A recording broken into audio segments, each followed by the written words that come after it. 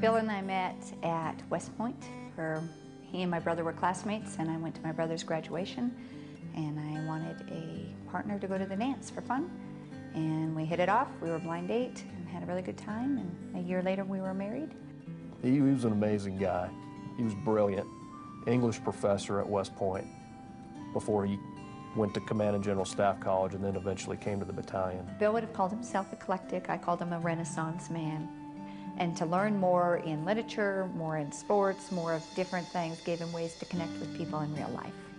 Bill was always into reading and wanting to give his children and his family the broadest views of what his experiences were. Richelle and Bill have four children: Allie, Tori, Lily, and Bill.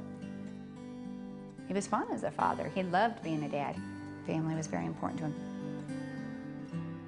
Young officers, they flocked to him because of his personality.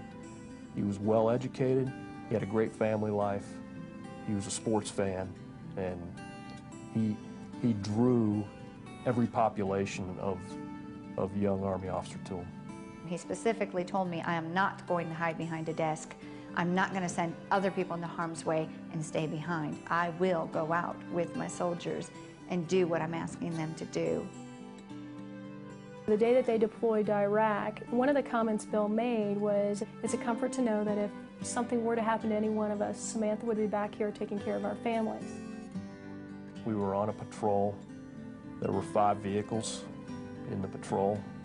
Me and my team was in the 2nd vehicle. Bill and my headquarters battery commander and 3 other soldiers were in the 3rd vehicle. There's just this tremendous explosion.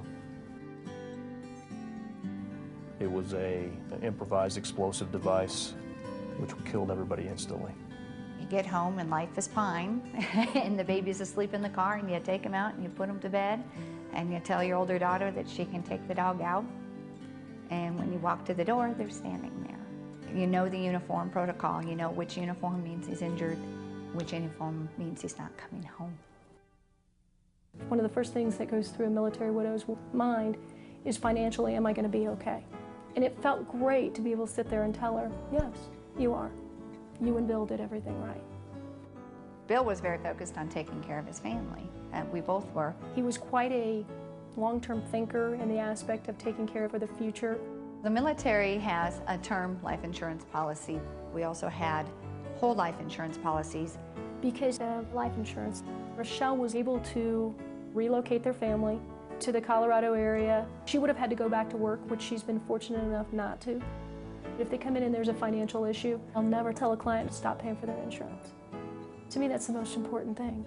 Life insurance is important because life is the only thing that we know isn't going to be forever.